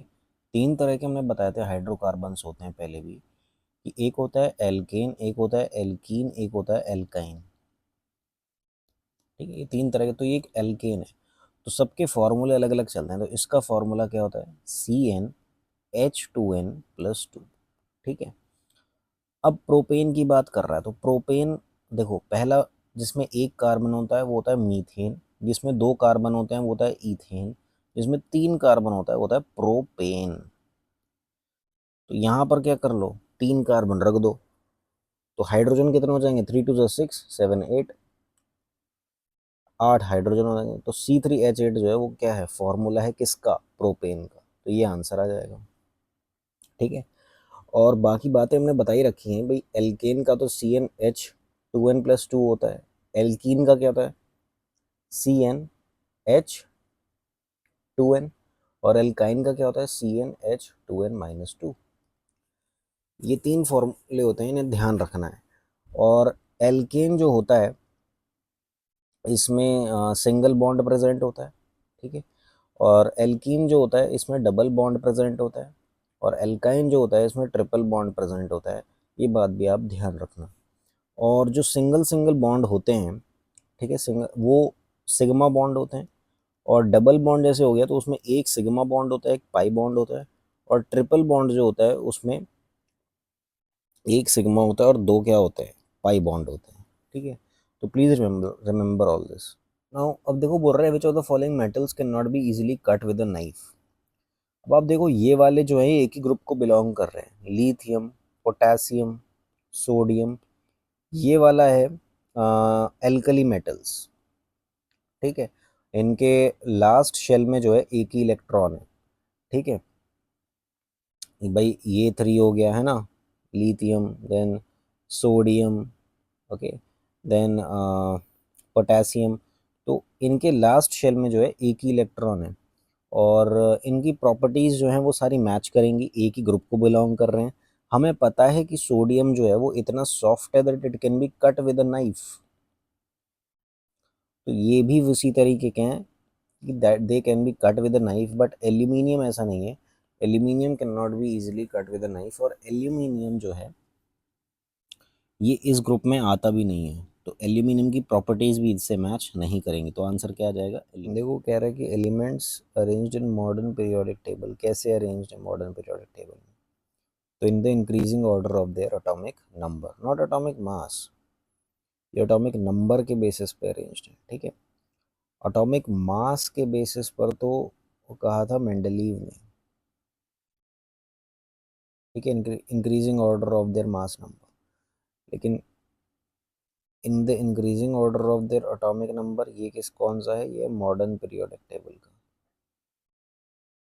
अब वो कह रहे हैं which of the following gas is liberated when sodium hydrogen carbonate और we can call this baking soda is heated. तो जब बेकिंग सोडा को हम लोग हीट करते हैं, ठीक है, तो हमारा क्या बनता है, वॉशिंग सोडा Na2CO3, और पानी बनता है, और कार्बन डाइऑक्साइड जो है वो लिबरेट होती है।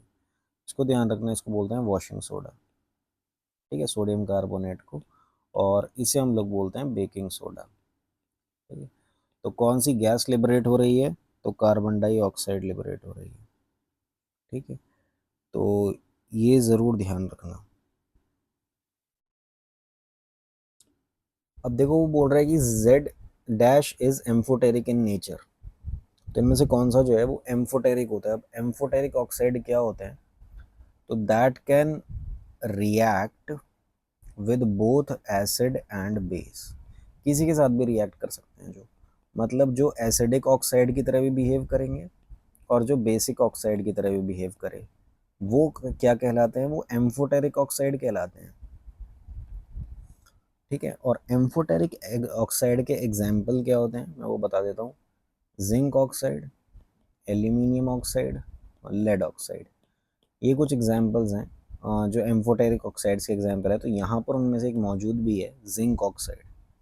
तो इसका आंसर क्या हो जाएगा भाई साहब, जिंक ऑक्साइड। अब देखो वो पूछ रहा है कि which of the following indicators can not be used for distinguishing between acidic and neutral solutions.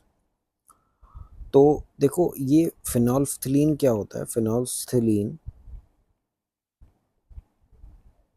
ये एक वीक एसिड सॉल्यूशन होता है, ठीक है, वीक एसिड सॉल्यूशन होता है जो कि क्या कर होता है, टाइट्रेशंस में यूज़ होता है, टाइट्रेशंस में यूज़ होता है। तो ये एक एज अ इंडिकेटर यूज़ होता है टू डिटरमाइन कि एसिड है या बेस है। लेकिन एसिड में क्या होता है, ये कलरलेस रहता है, इसका कलर वैसे क्या होता है, कलरलेस होता है। तो ये जब एसिड इसमें घोल देते हैं तो भी ये कलरलेस ही रहता है, मतलब कुछ चेंज नहीं आएगा। तो अगर तुम किसी कोई फिनोल्फ्थलीन सॉल्यूशन लाओ और उसमें एसिड डाल दोगे तो वो कलरलेस रहेगा। और अगर उसमें मान लो कोई न्यूट्रल सॉल्यूशन तुमने पानी डाल दिया तो भी वो वैसा ही रहेगा, कलरलेस। तो वो मतलब डिस्टिंग्विश नहीं कर सकता। तो आंसर होगा फिनोल्फ्थलीन, ठीक है।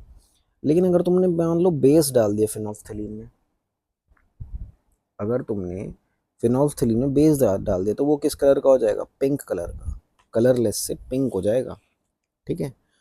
और अगर तुमने मिथाइल ऑरेंज, इसमें अगर तुमने एसिड डाल दिया तो क्या हो जाएगा, रेड कलर। तो ये रेड कलर में चेंज हो जाएगा। और अगर बेस डाल दिया तो किस में चेंज हो जाएगा, येलो कलर में, ठीक है। तो ये येलो कलर में चेंज हो जाएगा। और ये यूनिवर्सल इंडिकेटर क्या होता है, तो यूनिवर्सल इंडिकेटर जो होता है ये बहुत सारे इंडिकेटर्स को यूज़ करके एक बनाया जाता है, ठीक है। तो ये भी यही काम करता है, ये डिस्टिंग्विश करता है एसिड और बेस के बीच में, ठीक है।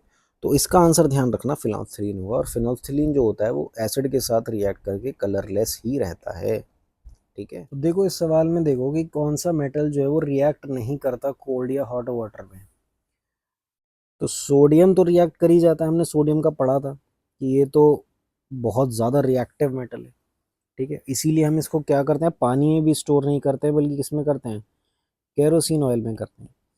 और सोडियम की ही ग्रुप का दूसरा वो पोटेशियम, और कैल्शियम भी इसी उसका है। तो अलग कौन सा है, एल्यूमिनियम। इनफैक्ट हम लोग यूटेंसिल्स भी बनाते हैं, अगर हम रिएक्ट अगर ये करता तो हम एल्यूमिनियम में कुछ काम ही ना करते बल्कि हम एल्यूमिनियम के यूटेंसिल्स भी इस्तेमाल करते हैं। तो सर आंसर होगा इसका एल्यूमिनियम, ठीक है। सोडियम तो बिल्कुल नहीं होगा और पोटेशियम बिल्कुल नहीं होगा क्योंकि ये तो एकदम रिएक्ट कर जाते हैं, ये बहुत ज़्यादा रिएक्टिव मेटल्स हैं। देखो अगर पीएच वैल्यू जो है वो इंक्रीज हो रही है 7 से 14, तो तुम्हारा क्या चीज़ हो रहा है, तुम्हारा ओ एच आयन कंसनट्रेशन जो है वो बढ़ रहा है। एच आयन कंसनट्रेशन जब इंक्रीज होगा तो तुम्हारी पीएच वैल्यू क्या होगी, कम होगी, मतलब एसिडिक नेचर क्या होगा, वो बढ़ेगा, वो बढ़ेगा। Decrease in O H ion concentration ये भी नहीं होगा, ये भी एसिडिक उसमें होगा, ये भी पीएच को कम ही करेगा, ठीक है। तो तुम्हारी ओ एच आयन कंसनट्रेशन बढ़ेगी तभी ये काम होगा। Now metals are placed on which side of the periodic table, तो अगर तुम्हें पता हो तो हाइड्रोजन और हीलियम है ना, लिथियम है ना, बेरिलियम, ये सारे जो हैं ये सारे इस साइड प्लेस होते हैं, किस साइड, लेफ्ट हैंड साइड। और तो ये सारे क्या होते हैं, ये सारे मेटल्स होते हैं, ठीक है। वेयर एज पीरियोडिक टेबल में जितने भी राइट हैंड साइड होते हैं वो नॉन मेटल्स होते हैं, या फिर एक जिगजैग लाइन जाती है वहाँ पर होते हैं वो कौन से, मेटलॉइड्स, ठीक है। वेयर एज बीच में जो है तो ये होता है एस ग्रुप, ये होता है फिर पी ग्रुप, एक होता है डी ग्रुप। तो डी ग्रुप वाले जो होते हैं उनको ट्रांजिशन एलिमेंट्स कहते हैं, ट्रांजिशन एलिमेंट्स। तो ये पूछ रहा है कि मेटल्स कौन से साइड में होते हैं, तो लेफ्ट हैंड साइड में मेटल्स होंगे, ठीक है। राइट हैंड साइड में कौन होंगे, नॉन मेटल्स होंगे, ठीक है। तो अगर कोई कहे कि when we go from left to right तो मेटालिक नेचर क्या होता है, मेटालिक नेचर क्या होता है, वो तो डिक्रीज कर जाता है। और नॉन मेटालिक नेचर क्या कर जाता है, इंक्रीज कर जाता है जब हम पीरियोडिक टेबल में लेफ्ट से राइट जाते हैं। वो कह रहा है कि metal oxides that react with acids as well as bases are called what, तो इनको एम्फोटेरिक ऑक्साइड्स बोलते हैं। Now examples of amphoteric oxides are zinc oxide, lead oxide and aluminium oxide. ठीक है, ये एम्फोटेरिक ऑक्साइड होते हैं, मतलब ये एसिड और बेस दोनों के साथ रिएक्ट कर जाते हैं। कह रहा the credit of classifying the elements on the basis of their atomic mass goes to whom. तो एटॉमिक मास पर मेरे भाई मेंडेलीव ने क्लासिफाई करा था एलिमेंट्स को। ठीक है, मेंडेलीव ने एटॉमिक मास के बेसिस पर करा था क्लासिफाई। और डॉबर्नियर का क्या था कि डॉबर्नियर का ट्रायड का लॉ था। उसने ये कहा था कि एटॉमिक मास जो 2 का है उसका एवरेज जो होगा वो थर्ड वाले का एटॉमिक मास होगा, मिडिल वाले का एटॉमिक मास होगा। ठीक है, और न्यूलैंड ने क्या कहा था, इसका ऑक्टेव्स का लॉ था। इसका ये था कि जो फर्स्ट पोजीशन पे है और जो एट्थ पोजीशन पे है उनकी केमिकल प्रॉपर्टीज़ जो होंगी वो बराबर होंगी। लेकिन मेंडलीव ने क्या कहा था, मेंडलीव ने कहा था कि elements are arranged in the order of increasing atomic mass. Dmitri ने कुछ इस तरह से क्लासिफाई करा था, तो आंसर है दिमित्री मेंडलीव। लेकिन ये गलत था। गलत होने के बाद अभी जो मॉडर्न पीरियोडिक टेबल है उसमें क्या है, elements are classified on the basis of increasing atomic number, not mass. अब देखो वो कह रहा है कि अगर हम वॉशिंग सोडा लें और उसमें हम हाइड्रोक्लोरिक एसिड मिला लें तो क्या होगा। तो देखो पहले तो ये पता होना चाहिए वॉशिंग सोडा होता क्या है। तो वॉशिंग सोडा होता है Na2CO3। और बेकिंग सोडा क्या होता है, बेकिंग सोडा होता है NaHCO3। तो वॉशिंग सोडा में Na2CO3 में अगर हम लोग HCl मिलाएंगे तो क्या दे देगा, सॉल्ट दे देगा NaCl, कार्बन डाइऑक्साइड दे देगा और पानी दे देगा। ठीक है, तो ये जो कार्बन डाइऑक्साइड होती है ये किससे इवॉल्व होगी, with a brisk effervescence, with a brisk effervescence. ठीक है, तो CO2 gas comes out with brisk effervescence. White coloured precipitate तो फॉर्म होता ही नहीं है, वो तो कैल्शियम कार्बोनेट फॉर्म होता है, वो एक अलग इक्वेशन होती है। ठीक है, और हाइड्रोजन गैस तो इसमें रिलीज ही नहीं होती। ठीक है, न्यूट्रलाइजेशन रिएक्शन होगा नहीं, वो तो एसिड और बेस में होता है, तो ये भी नहीं होगा। ठीक है, तो CO2 gas comes out with brisk effervescence. और ये बात ध्यान रखना कि वॉशिंग सोडा क्या होता है, Na2CO3 होता है, और बेकिंग सोडा क्या होता है, NaHCO3 होता है। ठीक है, देखो इस सवाल में बोल रहा है कि non metallic character increases from when to when. तो हमें पता है कि देखो नॉन मेटालिक कैरेक्टर जो है वो इंक्रीज होता है जब हम पीरियड में इस तरफ से इस तरफ जाते हैं। ठीक है, क्योंकि ये हमारा जो होता है ये स्टार्टिंग वाला जो होता है, जो एल्कली मेटल्स और एल्कलाइन अर्थ मेटल्स हैं, ये मेटालिक मेटल्स होते हैं यहाँ पे। ठीक है, और इधर साइड जो है एस ब्लॉक में हमारे मेटल्स होते हैं, पी ब्लॉक में जो होते हैं मेटलॉइड्स या नॉन मेटल्स होते हैं। ठीक है, तो जब ऐसा केस है तो नॉन मेटालिक कैरेक्टर हमारा बढ़ रहा है, मेटालिक कैरेक्टर हमारा घट रहा है, अगर हम पीरियड वाइज जा रहे हैं तो ये पीरियड वाइज में होता है। और अगर हम कहें कि मैं ग्रुप वाइज में जा रहा हूँ तो ग्रुप वाइज में तो ये सारा मेटालिक कैरेक्टर है, तो इसमें घटता बढ़ता नहीं है। तो अगर हम मैग्नीशियम टू बेरियम जाएंगे तो वो हम कहाँ जा रहे हैं, वो ग्रुप में जा रहे हैं, तो ग्रुप में मेटालिक कैरेक्टर नहीं बढ़ेगा। सोडियम टू क्लोरीन जा रहे हैं तो एस ब्लॉक से पी ब्लॉक की तरफ जा रहे हैं, तो इसमें हमारा नॉन मेटालिक कैरेक्टर बढ़ रहा है। ठीक है, और क्योंकि ये हम पीरियड वाइज जा रहे हैं। ठीक है, बाकी magnesium to barium, potassium to caesium या ऑक्सीजन टू सेलेनियम जो जा रहे हैं ये ग्रुप वाइज जा रहे हैं, ये हम एक ग्रुप में जा रहे हैं, तो इसमें मेटालिक कैरेक्टर पर या नॉन मेटालिक कैरेक्टर पर कोई प्रभाव नहीं पड़ेगा, पीरियड में जाने पर प्रभाव पड़ेगा। ठीक है, तो पीरियड में हम सिर्फ यहीं जा रहे हैं, यहाँ देखो सोडियम यहाँ आ गया, क्लोरीन यहाँ आ गया, ऐसे जा रहे हैं, है ना। और एक और बात ध्यान रखना कि जो भी मेटालिक ऑक्साइड्स होते हैं, मेटालिक ऑक्साइड्स जो होते हैं वो बेसिक होते हैं नेचर में, बेसिक होते हैं। ठीक है, और नॉन मेटालिक ऑक्साइड्स जो होते हैं वो एसिडिक होते हैं नेचर में। ठीक है, तो ये भी बहुत important। देखो जैसे ये क्वेश्चन है वो कह रहा है कि 1 रुपये 50 पैसे और 25 पैसे कुछ सिक्कों का मूल्य जो है 93.75 रुपये है, और उनकी संख्या का अनुपात 3:5 4:5 है, तो प्रत्येक प्रकार के संख्या सिक्के की संख्या ज्ञात करनी है। देखो सबसे पहले जब हम ये सवाल पढ़ेंगे तो हम इसको ऑप्शन से करने की सोचेंगे, क्योंकि वो संख्या का अनुपात ये दे रहा है कि 3:4:5 है। तो अब जो मेरे number of each type of coin होंगे मैं वो ऑप्शंस में देख लूंगा और मैं ये देखूंगा कि कौन सा ऑप्शन ये आ रहा है। तो जिस ऑप्शन के इससे की सिक्के इससे मैच कर जाएंगे कि 3, 4, 5 के रेशो में आ होंगे, वही मेरा आंसर होगा। मैं पहले ऑप्शन पे आया भाई, 15 3 = 45, 15 4 60, 15 5 = 75, 3 4 5, तो ये हाँ ये आ रहा है। लेकिन हम और भी चेक करेंगे, कोई और ऑप्शन तो नहीं है जिसमें इसी रेशो में आ रहा हो। तो क्या इसमें आ रहा है? नहीं, इसमें नहीं आ रहा। क्यों नहीं आ रहा तुम देखो भाई, 23, तो और ये तो हो ही नहीं रहा डिविजिबल, है ना, 75/2, तो ये नहीं आ रहा। ये आ रहा है क्या? 5 8 = 40, 5 5 4 = 20, तो 8 14 15, ये भी नहीं आ रहा। अब तुम ये देखो, ये आ रहा है क्या? हाँ, ये आ रहा है। देखो 7 से डिवाइड करो, 7 6 = 42, 7 8 = 56, 7 10 = 70, फिर 2 से करो, 2 3 6, 2 4 = 8, 2 5 = तो 3 4 5 में ये भी आ रहा है। तो अब दो आ रहे हैं, तो अब हमें क्या करना पड़ेगा? बड़ा मेथड इस्तेमाल करना पड़ेगा, नॉर्मल मेथड से करना पड़ेगा। लेकिन हम ऐसे भी करके देखते हैं, क्योंकि अगर ये मैच ना करता तो हमारा डायरेक्ट आंसर निकल जाता। अब तुम देखो हम बड़ा मेथड कैसे यूज करेंगे। 50 पैसे के मेरे पास 3 सिक्के, सॉरी 1 रुपए के मेरे पास 3 सिक्के, तो कितने रुपए बनाएंगे? 3 रुपए, 3 के बनाएंगे। 50 पैसे के 4 सिक्के, तो कितने रुपए बनाएंगे? 2 के। और 25 पैसे के मेरे पास 5 सिक्के, तो ये कितने रुपए बनाएंगे? 5 के/4। और ये सब कुल मिला के 93.75 रुपए बना रहे हैं।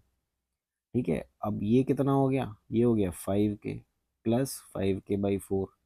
इसको क्या कर दो, एलसीएम 4 ले लो, यहाँ 4 से मल्टीप्लाई कर दो, तो ये आ जाएगा 25 के/4 = 93.75। ये कितना हो जाएगा? ये हो जाएगा 3.75, राइट। और अगर मैं इसको मल्टीप्लाई करूंगा तो के की वैल्यू आ जाएगी 15। अब के की वैल्यू 15 आ गई, उसे यहाँ पुट कर दो। 3 के क्या हो जाएगा? 15 3 = 45, मतलब 1 रुपए के सिक्के कितने थे? 45। 15 4 जा क्या आ जाएगा? 60, मतलब 50 पैसे के कितने सिक्के थे? 60। और 15 5 = 75, मतलब 5 रुपए के कितने सिक्के थे? 75, है ना। तो 45 60 75 क्या आ जाएगा? ये मेरा आंसर आ जाएगा। ठीक है, कह रहा है lime water turns milky when carbon dioxide is pass through it is due to the formation of water. तो देखो क्या होता है कि लाइम वाटर क्या होता है? लाइम वाटर होता है कैल्शियम हाइड्रोक्साइड। ठीक है, ये सॉल्यूशन होता है, तो ये जो होता है ये कलरलेस होता है। ठीक है, और जैसे ही इस एक्वस सॉल्यूशन को हम लोग इसमें कार्बन डाइऑक्साइड पास कराते हैं, तो ये बनता है कैल्शियम कार्बोनेट और वाटर। ये कैल्शियम कार्बोनेट जो होता है इसका प्रेसिपिटेट बनता है। ठीक है, प्रेसिपिटेट बनता है, और यही क्या करता है? मिल्की बना देता है। वाइट कलर्ड प्रेसिपिटेट होता है और ये मिल्की बना देता है हमारे सॉल्यूशन को। तो मिल्की जो है, लाइम वाटर मिल्की टर्न कर जाता है, तो किसकी वजह से? कैल्शियम कार्बोनेट की वजह से, calcium carbonate. Please remember this reaction. अब देखो इस सवाल में बोल रहा है कि aluminium oxide is dash in nature. तो देखो 3 4 कुछ ऐसे ऑक्साइड्स हैं जो एसिड और बेस दोनों के साथ रिएक्ट कर जाते हैं। ठीक है, तो उन्हें हम लोग बोलते हैं एम्फोटेरिक ऑक्साइड्स। क्या बोलते हैं हम उनको? Amphoteric oxides. तो उनमें से एक है एल्यूमिनियम। और कौन सा है? जिंक। जिंक एक एम्फोटेरिक ऑक्साइड है, लेड एक एम्फोटेरिक ऑक्साइड है। ठीक है, तो एल्यूमिनियम ऑक्साइड किस तरह का है? एक एम्फोटेरिक। अब देखो जैसे ये सवाल है, इसमें बोल रहा है कि assume that charge of an electron is 1.6 into 10⁻⁻19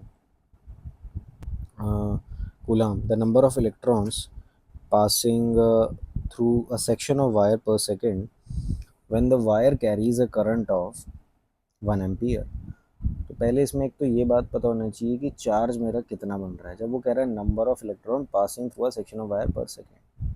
देखो number of electron is equal to क्या होगा?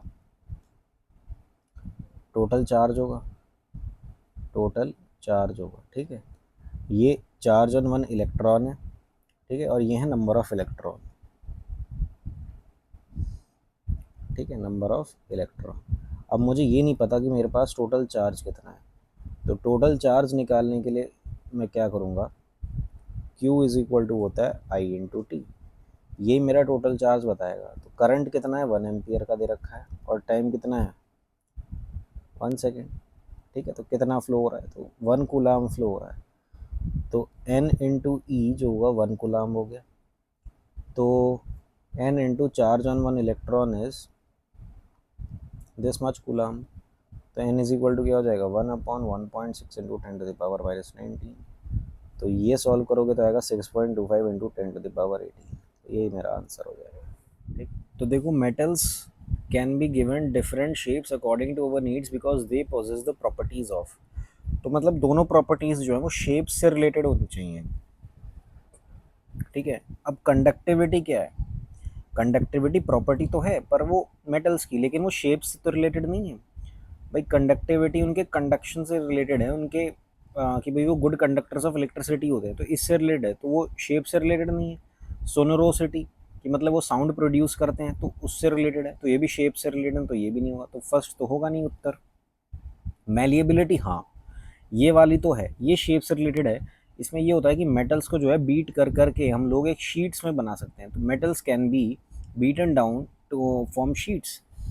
तो हाँ मेलिएबल तो होते हैं मेटल्स, तो ये तो बता रहा है, लेकिन सोनोरस, अब ये भी शेप वाली प्रॉपर्टी नहीं है, तो ये भी उत्तर नहीं हो सकता मेरा। डक्टिलिटी, डक्टिलिटी हाँ ये तो है भाई। डक्टिलिटी, डक्टाइल क्या होता है कि मतलब प्रॉपर्टीज ऑफ मेटल्स जिसमें वो हम उसे एज अ वायर ड्रॉ कर सकते हैं। ठीक है, वायर में कन्वर्ट कर सकते हैं, तो हाँ मेटल्स को हम कर सकते हैं। तो ये भी शेप में हो रही है, ये भी शेप की प्रॉपर्टी है, लेकिन ये कंडक्टिविटी अगेन नहीं है। ठीक है, तो ये भी ऑप्शन मिल हो जाएगा। अब ये देखो मैलिएबिलिटी और डक्टिलिटी, हाँ इन दोनों को लिया है, तो हाँ ये दोनों है, तो ये आंसर आ जाएगा। ठीक, सो thank you everyone for watching the video till the end. उम्मीद करते हैं कि ये वीडियो आपको पसंद आया होगा और इससे आपको काफ़ी कुछ जानने को मिला होगा जो आपकी एग्ज़ाम्स में हेल्प करेगा, एग्ज़ाम को क्रैक करने में मदद करेगा। और रेलवे की तरह अगर आप और भी एक सरकारी एग्ज़ाम्स की तैयारी कर रहे हैं, लाइक यूपी पुलिस कांस्टेबल या एनवीएस की या फिर एसएससी की या बैंकिंग की, किसी भी सरकारी एग्ज़ाम की आप तैयारी कर रहे हैं, तो परीक्षा आईक्यू को सब्सक्राइब ज़रूर करें, क्योंकि इस पे आने वाले समय में और भी एग्ज़ाम्स के वीडियोस अपडेट होते रहेंगे। और कुछ एग्ज़ाम के वीडियो ऑलरेडी अपलोड हो चुके हैं, जैसे UP police constable, NVS, SSC CPO. तो don't forget to like, comment and subscribe the channel, ताकि आपको आगे की वीडियोस की अपडेट्स मिलती रहे। So thank you all.